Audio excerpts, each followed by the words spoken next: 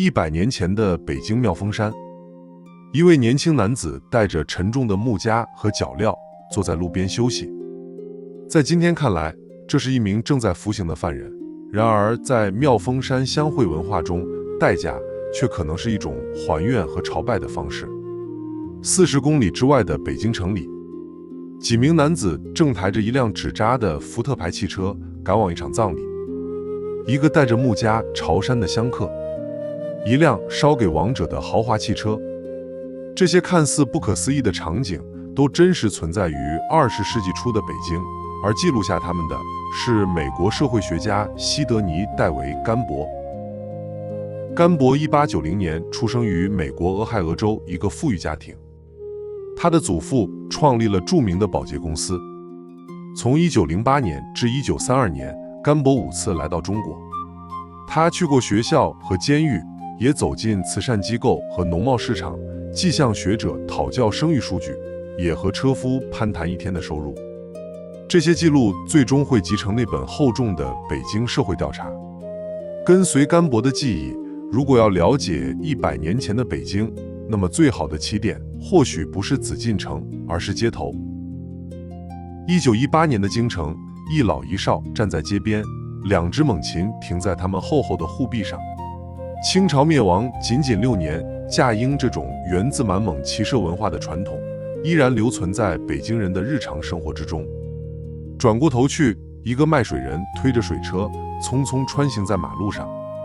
20世纪初，北京的自来水管网覆盖范围仍然十分有限。当时全城大概只有3400户居民接通了自来水。对于绝大多数普通家庭而言，日常用水仍依赖传统水井、送水上门的商贩和京师自来水公司设立的公共水龙头。这些公共水龙头大多有人专门看管，负责放水并回收自来水公司发售的水票。当时的水价约为一个铜板10加仑，相当于大概38升水。对于许多居民来说，每天醒来的第一件事就是等待卖水人从家门前经过。而在北京漫长的冬季，煤炭则是另一种不可或缺的必需品。京西门头沟，一名少年矿工正背着煤筐走出矿区。运入北京的煤炭，除了直接作为燃料使用，煤末还会被压制成煤球，供千家万户烧火做饭，冬天取暖。冬季还有个需要储备的，那就是冰块。每年冬至过后，永定河与什刹海进入采冰季。厚实的冰块被切割成标准的长方形，每块重约100斤，装上木架车，通过骡马运往分布在城郊的冰窖中存储。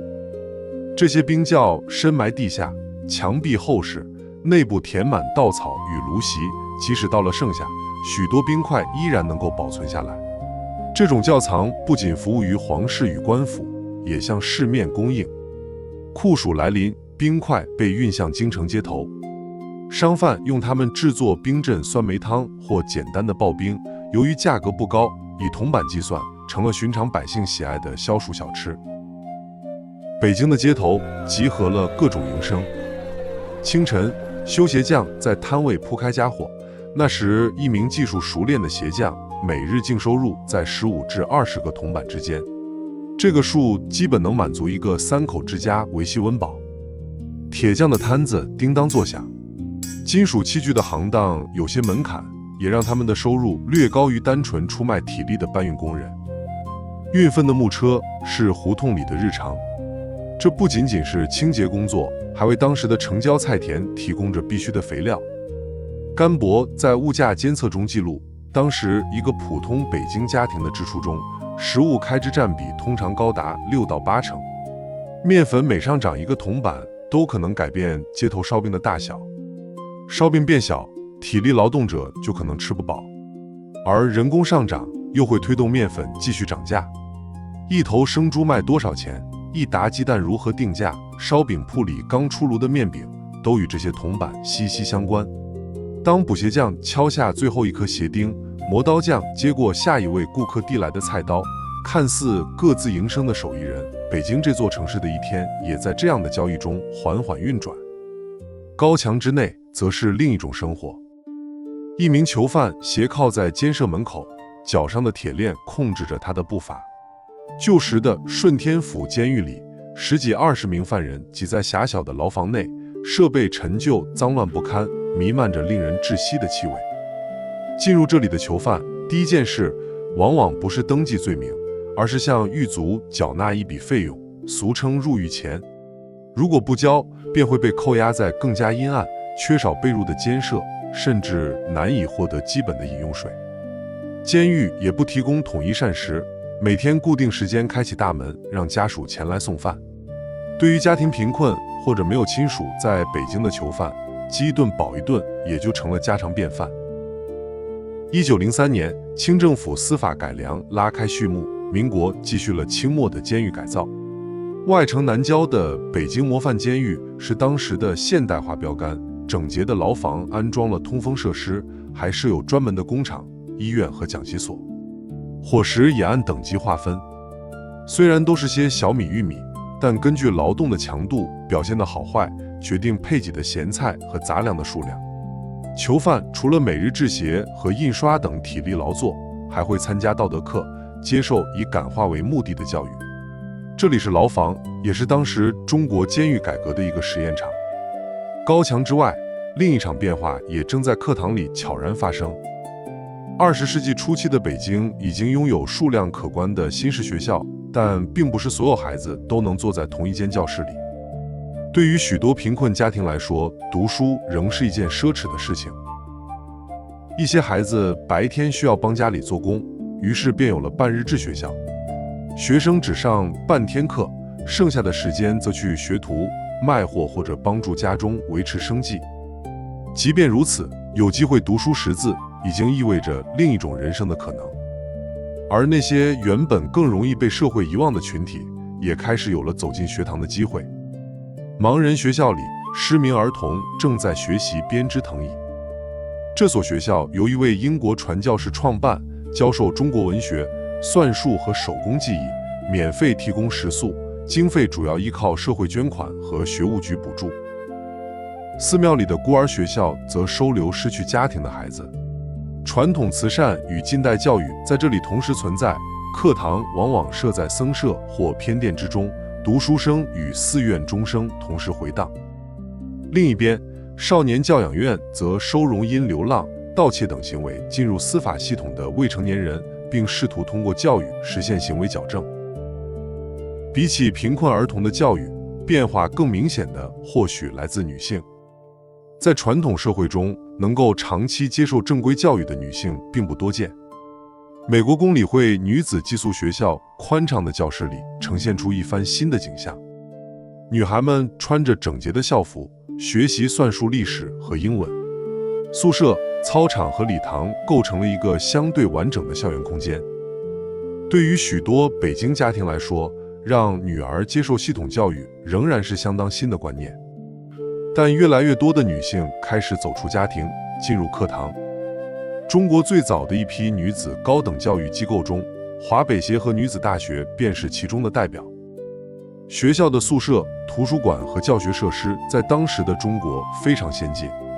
女大学生们神情自信地站在古色古香的校园里，放在今天，这样的画面也让人神往。在100年前，能够进入大学的中国女性属于极少数。她们学习文学、教育、医学和社会科学，毕业后往往成为教师、医生和社会工作者。这些女生所经历的不仅是个人的求学之路，也成为中国女性教育史的一部分。如果说华北协和女子大学培养的是新一代女性，那么北京高等师范学校培养的则是未来的教师。这所院校是北京师范大学的前身，当时是华北地区最重要的师范教育机构之一。这里已经有了比较完备的制图教室和各种锻造车间，除了学习教育学、文学、历史和自然科学，还有大量的手工实践课程。毕业之后，他们中的许多人将进入全国各地学校任教。一所师范学校培养的并不仅仅是几十名学生，而是未来无数学生的老师。知识通过他们走出校园，进入更多的课堂，也进入更广阔的中国。然而，并不是每个人都拥有走进教室的机会。动荡的年月里，有很多人因为贫困、疾病或是意外而失去平静的生活。福利院的木床上，一排婴儿安静地坐在围栏里，有人失去了父母，也有人因为家庭原因而被送到这里抚养。这里为他们提供食物、衣物和基本照料，同时也努力为孩子寻找愿意收养的家庭。在那个医疗条件有限的年代，能够平安长大，本身就已经是一件不容易的事情。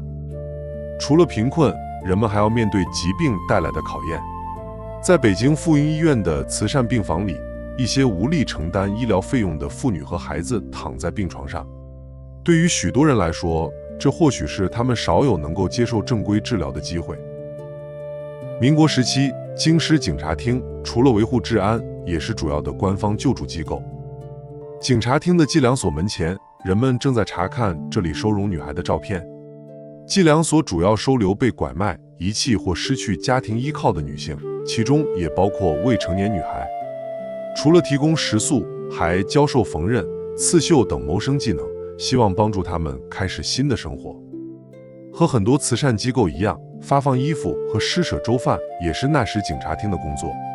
冬天的北京寒冷而漫长，每到施粥，粥厂的门外，人们提着碗排着队安静等待。一锅热粥看似简单，却可能是一名老人、一位流浪者，甚至一个贫困家庭当天最重要的一顿饭。为了让有限的救济发挥更大的作用，政府还会按照贫困程度登记造册，极贫者领取红牌，次贫者领取白牌，牌上烙有火印作为标记，防止冒领。另一处，领取粮食的人群在院子里排起了长队。和粥厂不同，这里发放的是能够带回家的粮食。等待的现场还设置了健康检查，对于贫困家庭而言，疾病和饥饿往往同时存在。慈善也不仅仅只是发放食物，在贫民借本处帮助则是另一种形式。这里以微利甚至无息的方式向贫民提供小额贷款。一个小贩可能因此买得起货物，一个手艺人或许能够添置工具。对一些家庭来说，这样的帮助或许比一顿粥饭更能改变未来的生活。干薄镜头里的北京，不仅有无数普通人的面孔，也记录着一个国家正在发生的变化。1919年，他走进五四运动的人群，跟随那些摇旗呐喊的学生奔走街头。镜头里的学生或许并不知道，他们的身影已经被干薄记录下来，永远留在了中国近代史之中。1924年，北京第一条官商合办的现代有轨电车正式通车。虽然仅有14站，但电车的铃声穿过古老城墙，一座延续数百年的城市开始迎接新的时代。1925年，孙中山在北京逝世。中央公园里前来吊唁的人群络绎不绝，有人手持白花，有人肃立默哀，人们缓缓走过灵前，希望送别这位改变中国命运的人。后来，这座公园被改名为中山公园，停放灵柩的拜殿也被称为中山堂。这些历史的画面后来被干薄带回美国，保存在纽约家中的红木箱里。每一张底片都有独立纸套，上面写着他亲手留下的说明。1968年，干薄去世后，这些底片沉睡了许多年，直到大概15年之后，女儿凯瑟琳·科伦重新发现了他们1个世纪前的北京，才再次出现在人们眼前。那些卖水人、矿工、学生、修鞋匠、捡粪的孩子，应该都已消失在历史长河。幸运的是，干薄当时站在那里，按下了快门，